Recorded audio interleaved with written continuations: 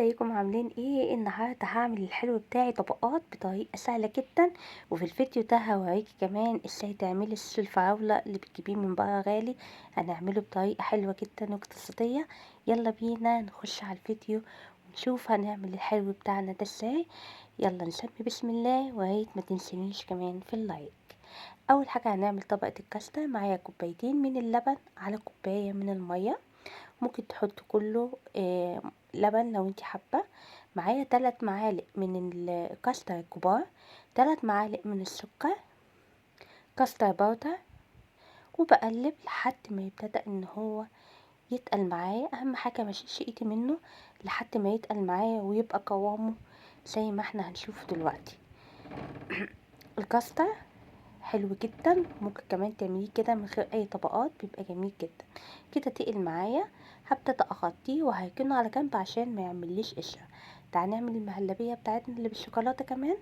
معايا كوبايه من الميه على كوبايه من اللبن او الحليب، 3 معالق من السكر، وكمان معلقتين كبار من الكاكاو الخام، معلقتين يبقوا كبار مليانين، ومعايا معلقتين كبار كمان من النشا، نشا الذرة علشان انا عايزاها تبقى مهلبيه. كل ده على البارد هقلب، وبعد كده هبتدأ اقلب بالمضرب بتاعي، المضرب اليدوي، لحد ما يبتدأ قوامها يتقل معايا كده. اهم حاجه بس ما تشيليش ايدك من المهلبيه او الكاستر عشان ما تلزقش معاكي. معايا 2 شوكولاته وقطعه من الزبده، هنزل بيهم كده بعد ما هطفي على طول.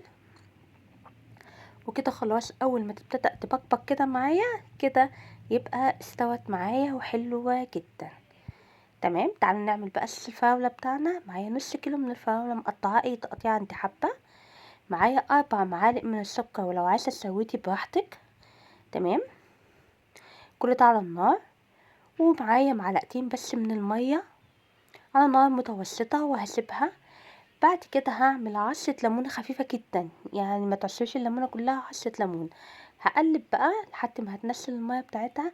طبعا لو طلعت اي ريم يا ريت تشيليه على طول من الوش. هنا بص انا شلت الريم كله، بس معلش الكاميرا عندي فصلت. اول ما ابتدى ان هو يتقل معايا، يعني امسكه بالسكر وهو كده عامل شبه المهلبيه، هطفي النار عليه وهسيبه كمان يبرد معايا. هنا الكاستر بتاعي برد، حطيت عليه مكعب من الزبده، ما بيتش قوي يعني دافي، مكعب صغير من الزبده وابتدأت اضربه بالمضرب اليدوي.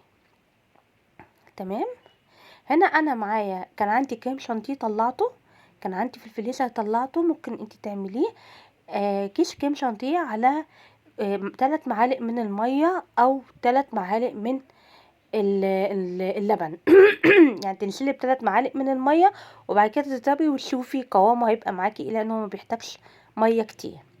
هنا نزلت على بقى على الكاستر بتاعي او المهلبيه بتاعتي اللي بالشوكولاته، وابتدأت أكله طيبة كده. لو ما عندكيش المضرب اليدوي ده، ممكن تضربيه بالمضرب اليدوي، بس تضربي كويس جدا. عايزة الكريم شانتيه يختلط قوي بالكريمة بتاعتي دي او بالمهلبية بتاعتي.